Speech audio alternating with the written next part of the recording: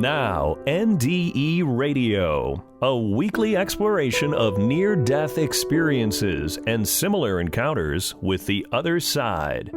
Now, here's your host, Lee Witting. Welcome to NDE Radio with Lee Witting. Whether you're listening on TalkZone, by podcast, through the archives of our ad-free shows on our YouTube channel, or connected through the incredible content of our Facebook page. This show marks the continuation of a discussion that began 2 shows ago with a program devoted to Plato's NDE story from about 400 BCE. How did that NDE differ from those of today? What do the differences tell us about the notion of punishment for our sins after we die? Those questions were continued on last week's show with a review of the notions from 2 so-called books of the dead. The first from the Egyptians as early as 2500 BCE, and then a comparison of that with the Buddhist Tibetan Book of the Dead dating from about the 8th century. In that text, we find the spiritual psychology of a 49-day journey of the departed through a Bardo generated entirely from the transitioning soul itself. Well, what do those realms have to say about punishment after death? So today, as we move into our time, in the historical perspectives on punishment, I'm dedicating this program to the messages contained in distressing near-death experiences. And to do that, I'm drawing on materials from the woman I consider the expert in that field, Nancy Evans Bush. Do scary, distressing NDEs mean that evil exists on the other side? And if not, why do dNDEs happen so often? It's estimated that 20% of all NDEs are distressing, even frightening, because dNDEs are so often terrifying through their experience. Few are willing to share with others what they saw. One remarkably sympathetic dNDEer has been Nancy Evans Bush, President Emeritus of IANDS and author of several books on dNDEs, including Dancing Past the Dark, The Buddha in Hell and Other Alarms, and Reckoning, Discoveries After a Traumatic Near-Death Experience, all available, by the way, through Amazon.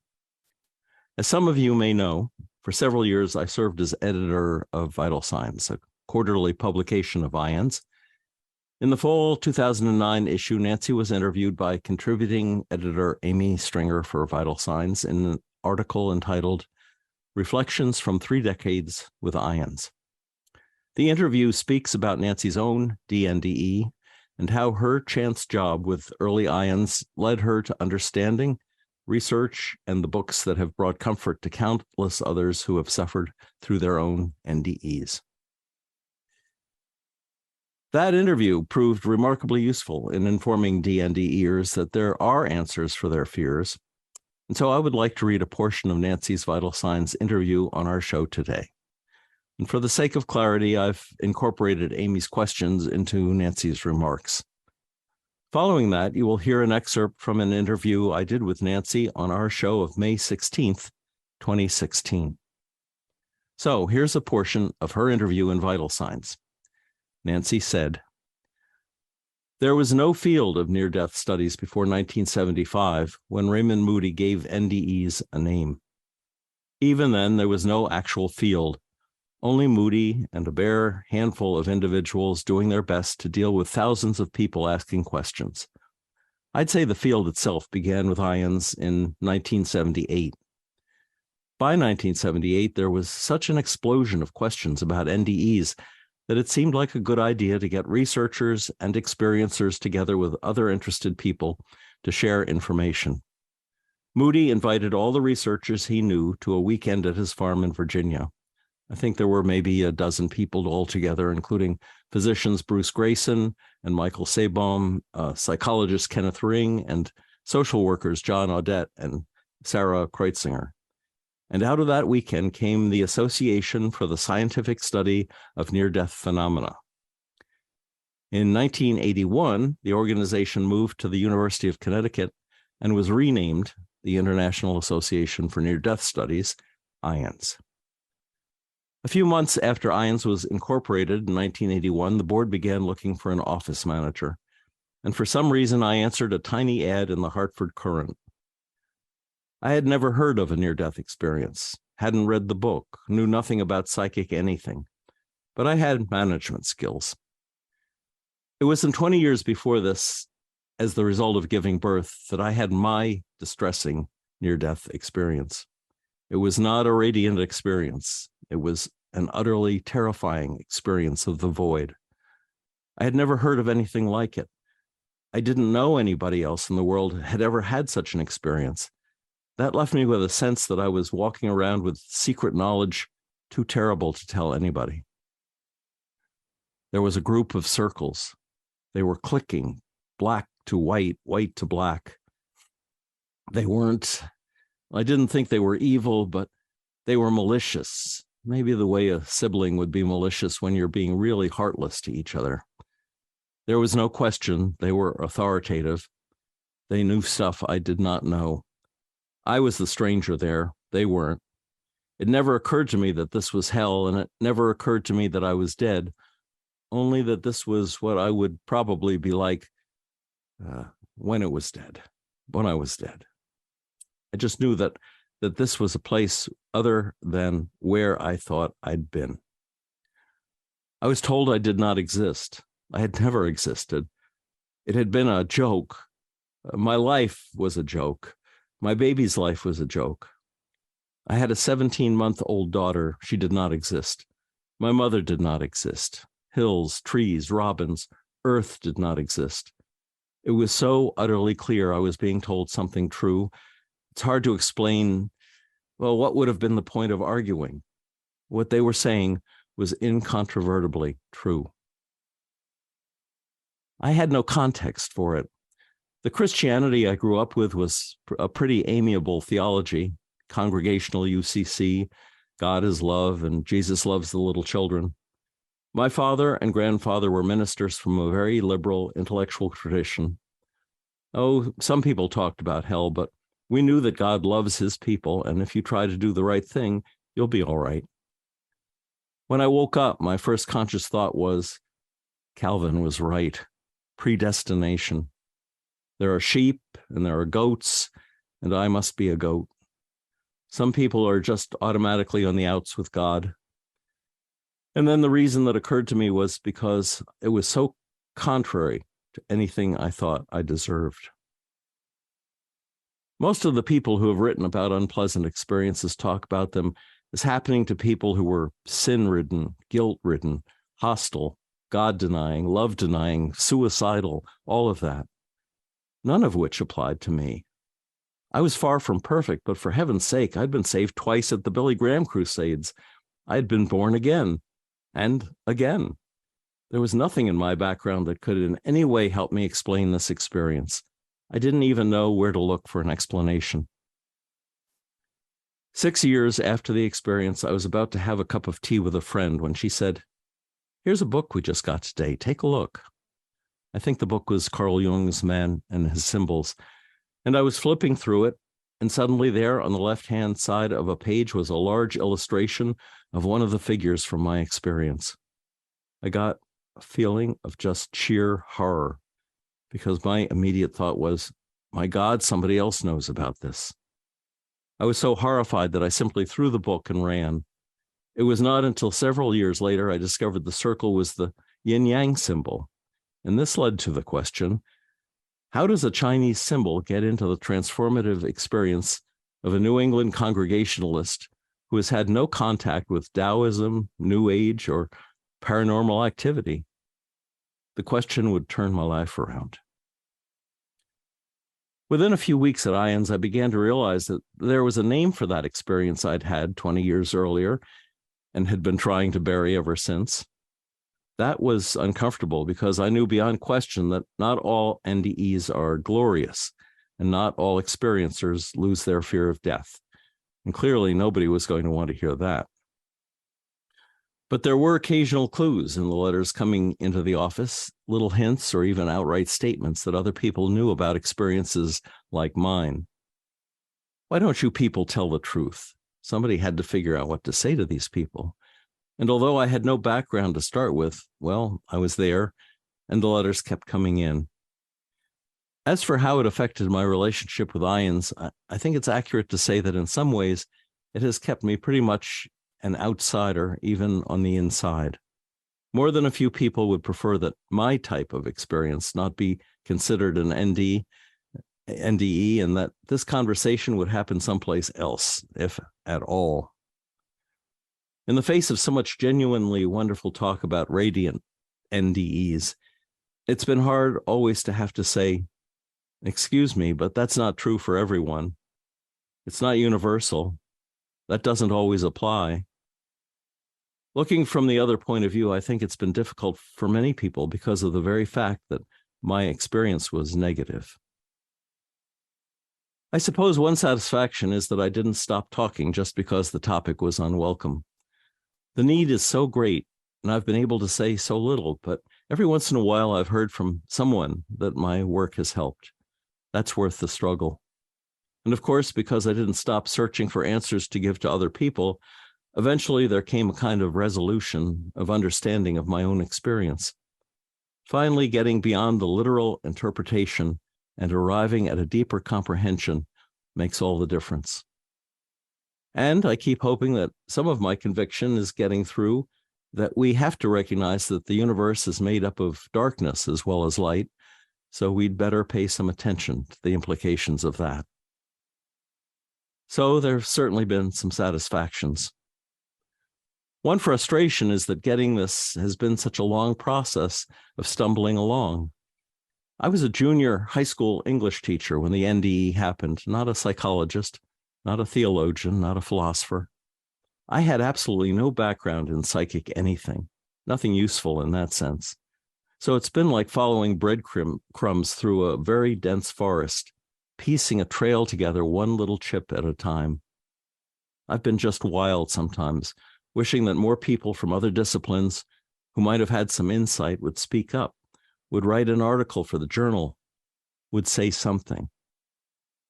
Probably my biggest continuing frustration is the general conviction that if a person has a horrifying NDE, they've done something to deserve it. There must be something about them. No researcher, to my knowledge, has analyzed moral character or previous behaviors to explain radiant NDEs, but an astonishing number of people seem quite sure that a scary NDE is a manifestation of deep-seated guilt, hostility, fear, hatred of God, rigidity, lack of love, meanness, and so on. No wonder it's been hard for experiencers to come forward to share their difficult NDEs. Probably the one question I dislike the most is, do you believe these NDEs? Are they really true? Do you really believe near-death experiences? It's such an annoying little mosquito of a question because it indicates just such a lack of thought. They are experiences. You can't ask people, is your experience true? Any more than you could ask someone with an abscessed tooth if their experience of pain is true. You're having the experience. Of course it's true, as a genuine experience. Now, what does it mean? That's something different. Do I believe these experiences? Of course I believe them. Do I believe they are literally true? That's a different question with a far more complex answer. I wish more people would look at the NDE and ask, and so? The horizon is so much wider than what we've been looking at. There's entirely too much stopping at the literal level, at the sensational level, thinking that the experience itself is all there is, or that it's enough. I wish people would wonder more about what these experiences point to, both the beautiful ones and the difficult ones. Not just that everything is wonderful and there's life after death. What does it mean that there are both bliss and the abyss? Why all these continuing visual images across millennia? What are all these amazing spiritual experiences trying to tell us about being, about ourselves, about the nature of the universe and the way it works? What are we supposed to do with the information? What will it take to make us change? Do experiencers have the answers to life's persistent questions? I think some do, but I suspect that for the most part, those people go quietly in the world and make few speeches. The idea that experiencers come back with answers is part of the myth of the NDE, the myth that it's all wonderful. It seems to me that many experiencers have a glimpse of an answer, but don't know how to interpret it or don't know how to work at how to live it. Too many folks get stuck in self-congratulations for their feeling of being special, for having evolved, or they get sidetracked with psychic abilities or having had a powerhouse personal experience. Some think they have the ultimate truth and can't accept that there are also very different perspectives. It's bound to be more pleasurable to marvel at a glorious NDE than to dig into one's own psychodynamics to clean house afterwards, or to explore the history and disciplines surrounding these experiences that the religious traditions in Buddhism have found helpful. Some good words are there: love, learning, service. But too often actions don't follow. Many people don't want the information, they want only the experience, or they don't see how knowing about something like this can be helpful. And a good number of experiencers suffer deeply. It's complex, this business of revelation and communication. In fact, the messages have been with us since well before Deuteronomy, and in the Gospel and the Quran and the Sutras, and in all the religious and mystical traditions. And each time there's a breakthrough, the convinced have to struggle with their egos, and there'll be a group of people who know that, quote, this news can change the world, unquote. And of course they're right, but the work of self-discovery and self-discipline is terribly difficult. So inevitably the great Shazam doesn't happen, and the world goes on unrescued. The deepest enigma for human beings remains learning to live with what we say we believe. That's the hard part. The most obvious shift in my 28-year perspective on NDEs is that the near-death experience is now so well known that it has become the stock visual image for dying. 30 years ago, when somebody in a movie or soap opera died, you'd see the hand drop or the eyes close. Now the room fills with light, the camera pulls up, and there's the actor's body and misty figures coming in, and everyone knows what's happening. It's nice to know that we've helped make NDEs so much a part of the culture. On the other hand, this bland acceptance leads to a trivializing of the experience. The awe is missing, and the wonder. It's like, oh yeah, ho-hum, another NDE, sweet. People, and the media certainly, tend to have accepted the superficial myth of the beautiful NDE and stopped asking questions. Well, my thanks to Nancy Evans Bush for these observations from 14 years ago and for sharing her dNDE with the world. If anyone wonders why she had her dNDE, they need only look at her subsequent research and the writings that came out of it. Now, here's a portion of our interview with Nancy on our program of May 16th, 2016.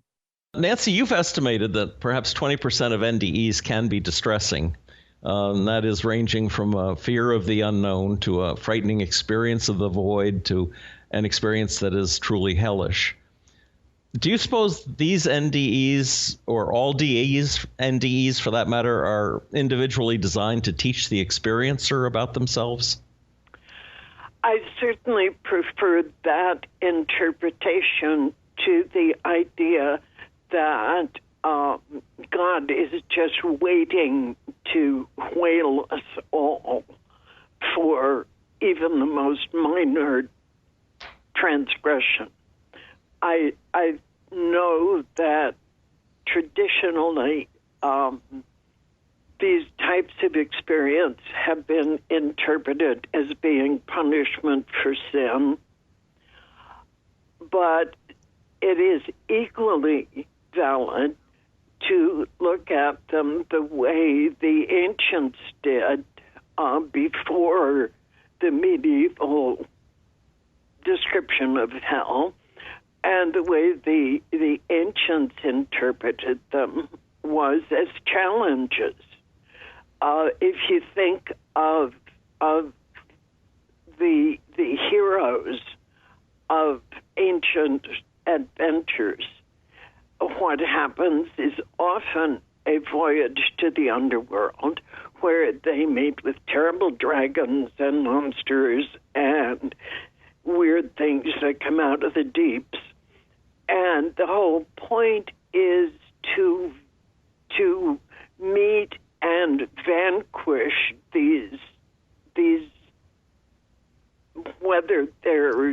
physical monsters or dangers. And then usually the hero would be awarded a prize. We've got golden apples, we've got golden fleeces, but there is a prize. There's a boon to be won, which the hero then takes back with him into the world, because now he has special knowledge and can be helpful to his community. Well, we kept the monsters, we kept the fears, but we forgot about the gift. We've just dropped that completely as a culture. And I would like to see us get that back. And the gift is, generally speaking, some deep understanding about ourselves. Yes. Well, there's certainly people that come back from NDEs with gifts, some of prophecy, some of healing, all the things that actually get mentioned in the Bibles as possible gifts from the Holy Spirit. You mentioned the ancients, and I immediately thought of Plato's story of the soldier and his experience was that after they crossed a field, they were judged and went into a sort of temporary either heaven or a place of punishment. But it was only temporary. And afterwards, the people that had been rewarded and the people who'd been punished all got together and talked about their experience before they were reincarnated.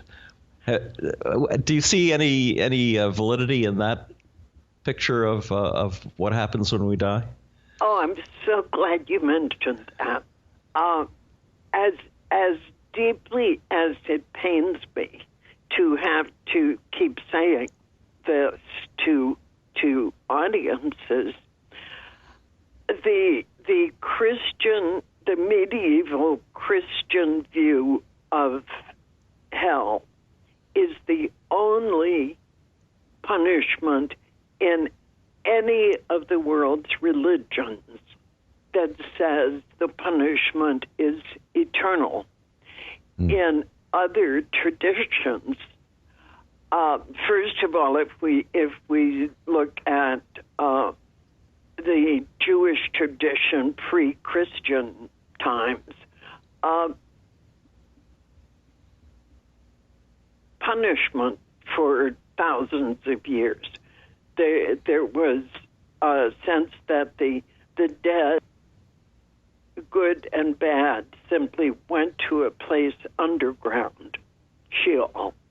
But that wasn't a place of punishment. It was simply, hey, this is where the dead hang out. It was like a warehouse.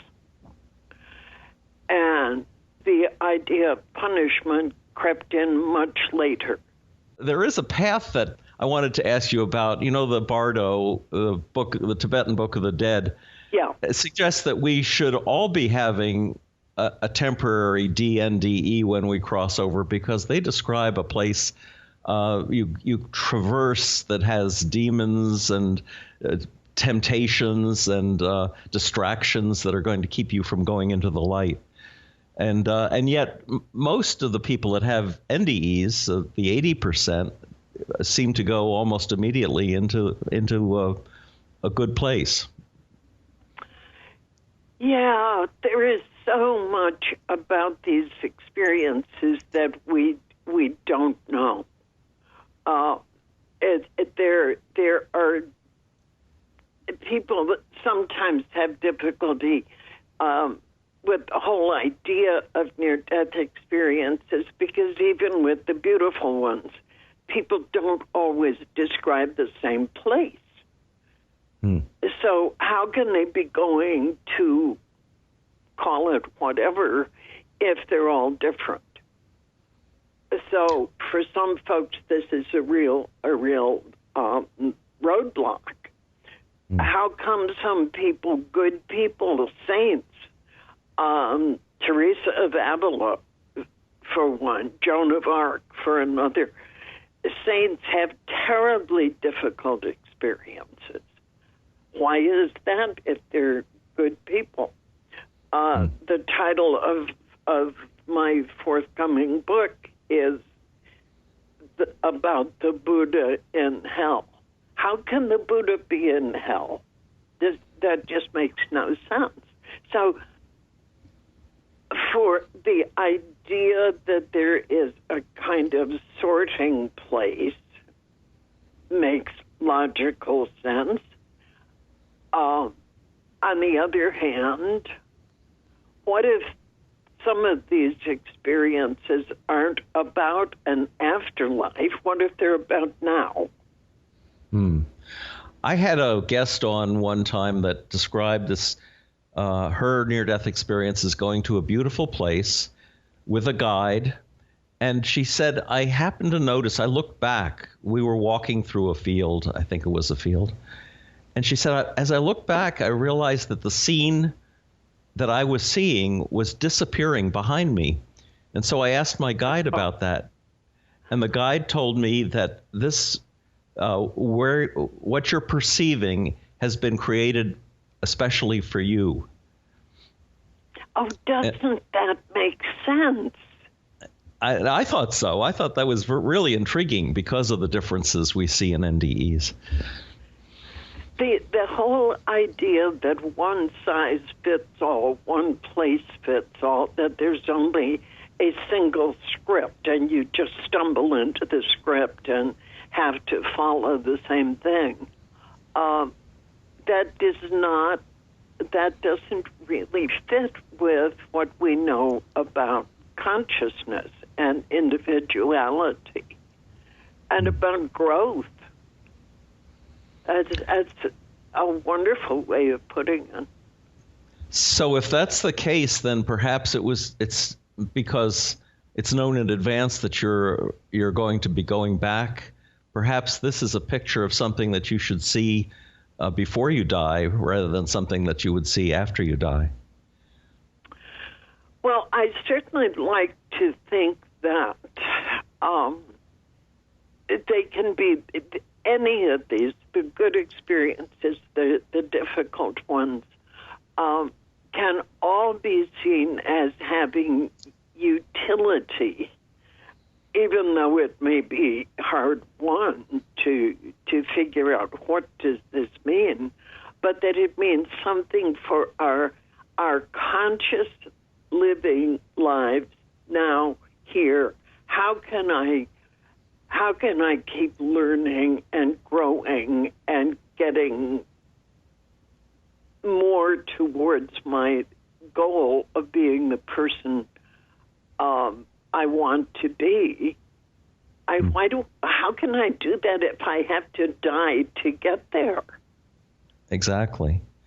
So one of the things that I'm going to forget if I don't say it was in my mouth. That is about that sorting room.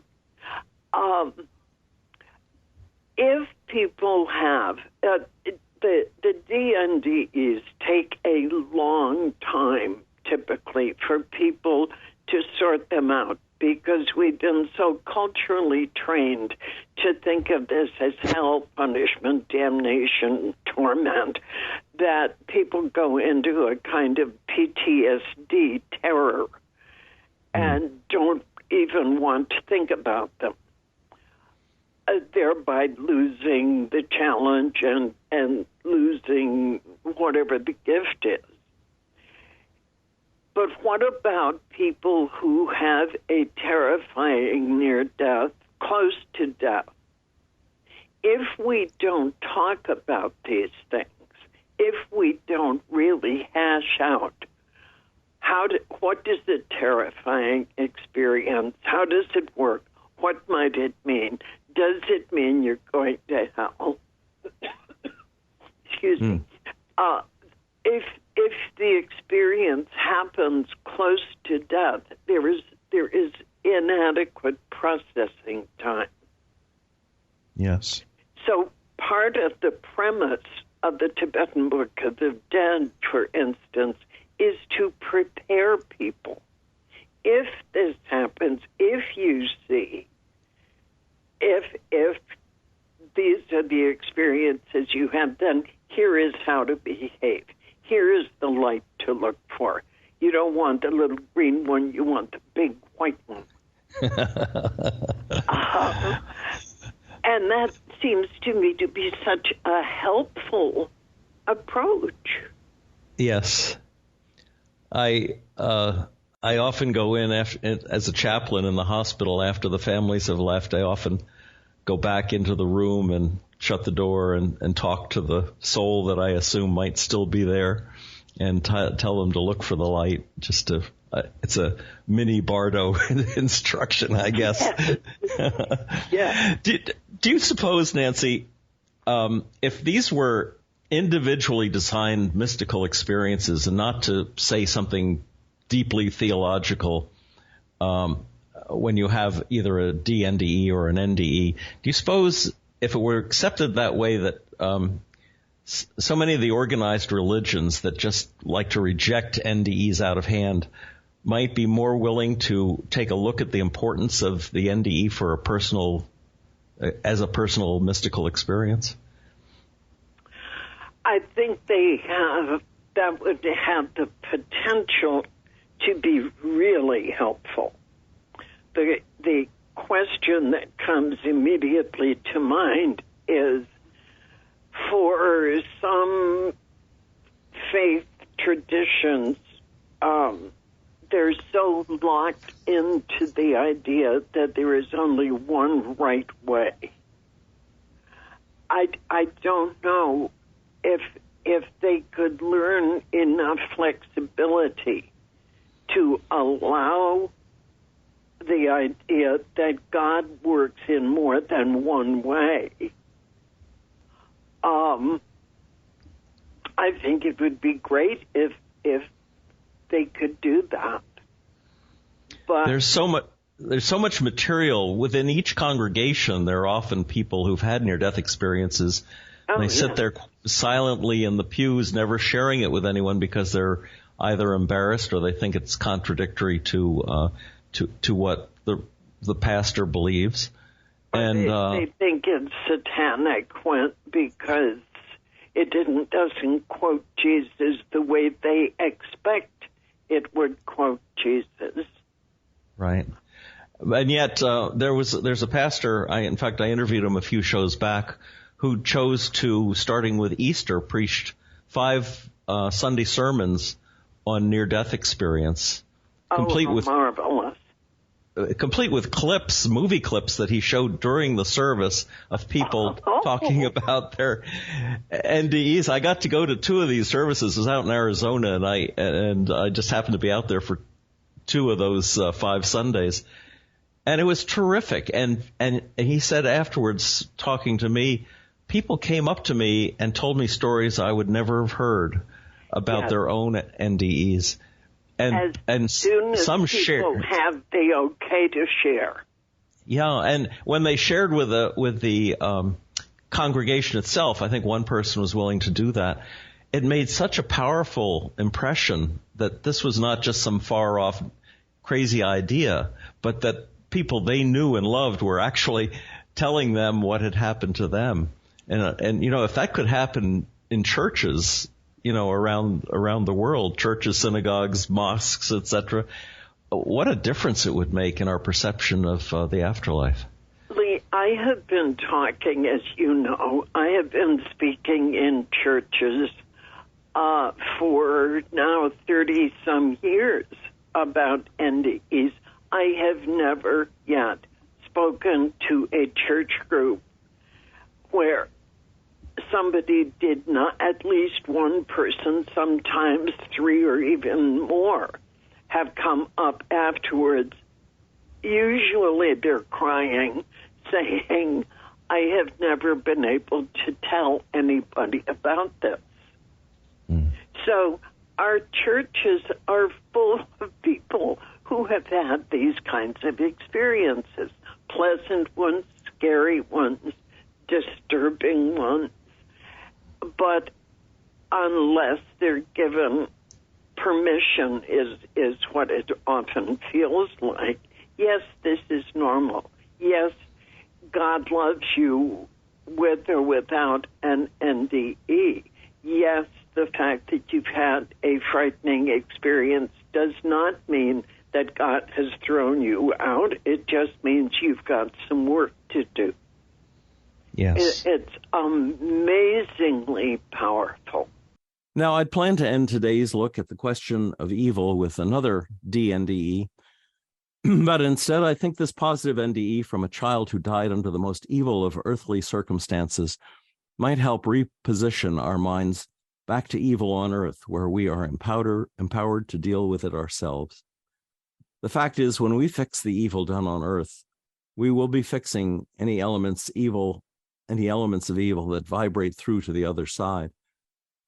For now, let this NDE I'm about to read suggest that this world's evil is not something we should run from, but something we can and must confront and overcome. As we overcome the evil we do on earth, we overcome the evil inflicted on ourselves from the other side as well. So this NDE report comes from the files of IANDS. It begins, when I was 3.5 years old, my father, in a blind, drunken rage, raped and sodomized and beat me to death deep in the middle of the night, waking me from that boundless sea of sleep all small children sleep. At the most extreme outpost of pain, when everything physical in the world was only a manifestation of that pain, I cried out to God, and in that moment, I was torn from life. As I died, I felt myself raised up by angels in robes of many colors. I did not know where they were taking me as they flew, carrying me up higher and higher in the sky. Around us was a great gray light, open emptiness that seemed to go on forever. Finally, after what seemed like an extraordinarily long time, we reached a place where the emptiness gave way to form, and the form took the shape of huge, cloud-like masses on which other angels seemed to be walking, although they too floated through the air. Those angels carrying me laid me at the feet of a beautiful female angel whose radiating love was more powerful than any of those around her. I lay at her feet, clinging to them in hope of salvation. She said to me in a voice whose sweetness and tone are unknown here on earth, "Tell me your story." I said to her, not in spoken words, but in the spoken thoughts that serve there in their stead, "I will, but now I need to rest." I got the distinct feeling that they had called me over to learn about evil, that they had no understanding of it, of how powerful a force it is on earth. Yet I felt in that moment more exhausted and drained than I can describe. I had not yet forgotten in my soul the agony of my body had gone through in its death. My spirit had no energy even to answer this loving lady, and I felt, I am too little to do this. It was after this that I came into the presence of God, and as I write this, I realize that I must have been summoned into that presence because I had such desperate need of spiritual nourishment. I could not go on without it. In my family, it had been forbidden to believe in God, and though my brother had nearly died a year earlier, and he and I had spent much inner time together in an awareness of God, there was no outward reflection of that awareness in our home. I lived and died without knowledge of the existence or possibility of salvation. God, in the manifestation of infinite light, appeared off to my left. All that passed between us was felt rather than spoken. I was engulfed in a form of all-powerful, all-nourishing love that exists nowhere on earth. To attempt to describe it as futile as describing earth to a man from the moon or color to a blind man. Yet it is a feeling that there is every day, every moment in every one of us, a feeling that floats in our semi-consciousness as the vague and determined longing for a sense of connection we know we once had. For most of us, we take that memory back only to our childhoods and call it mother. Yet it is a much older mother love than the love of any mother on earth. It is the love that emanates from the original mother, the one our own mothers only learned their letters from. That divine being appeared in the form of a massive column of golden light, with the suggestion of a human shape inside. That shape could only be discerned in the way we can see the form of a person in a doorway as the light shines in from behind them. We hear their voice, we know who they are, and because of that, we do not care that we cannot see them. I knew he was there rather than seeing him directly, although I did indeed see him. He remained always off to the side, and I knew that I could not look at him directly. I both saw and felt his light, feeling as if I were in a warm bath that completely healed and protected me. The light was of the most beautiful color of gold as can be imagined. It must be that Europeans in the New World who had so long before lost their sense of God were trying to get back to that color in their hunger for gold. We circle our fingers with it in marriage in the hopes that love will mimic the one we remember. This color is the color of gold in the formless being of light. The love that passed through this light and into my being was as big as the universe, and I held it all. I never wanted to leave. Now, as I stand in front of the hugeness of the ocean and feel as big as the universe, it is a memory of that love. No conversation passed between us, no words were spoken, but in those infinite moments I acquired the knowledge that allowed me to go back to earth to complete my life. I put these things into words now, yet they did not have this form then. I learned how to live with my murderer for another 15 years by learning what I could from him and leaving the rest. I learned that the most important phenomena in the universe are love, truth, and the quest for knowledge. I received a clear sense of my purpose in life and how I must achieve it. I was given the gift of foreseeing things before they happen and the ability to visualize events, images, and forms, and then bring them into being. After this infinite moment had passed, there began a battle for my life between the angels in heaven and the doctors on earth. Every time the doctors pounded on my chest, my spirit was sucked into my body for a split second, only to be pulled back again by the angels who were not ready to let me go. They held me by my feet, struggling to keep me from coming back, as if trying to pull me out of a deep pit. They fought such a battle with every ounce of their strength as I could not believe. Finally, the doctors pounded one last time. I heard an angel say, "They're stronger than we are." And I was sucked back into my body, sat up, screamed, and passed out. To this day, I have the feeling that I needed to go back, that there was something more I was meant to do before returning. That feeling of incompleteness keeps me half in the other world all the time, with reluctant feet on the surface of an all too real earth. And here ends the account of that NDE. Well, thanks for listening. If you'd like to hear this show again or any of our more than 500 archived ad-free NDE interviews, go to TalkZone's NDE Radio site and hit the past shows button, or go to our YouTube channel, NDE Radio with Lee Witting, where you can subscribe to and comment on the complete NDE Radio library. And be sure to check out our NDE Radio Facebook page. Just search NDE Radio with Lee Witting on your Facebook app, and listen next Monday, 11 a.m. Eastern at TalkZone for more NDE Radio. I'm your host, Lee Witting, saying thanks for listening.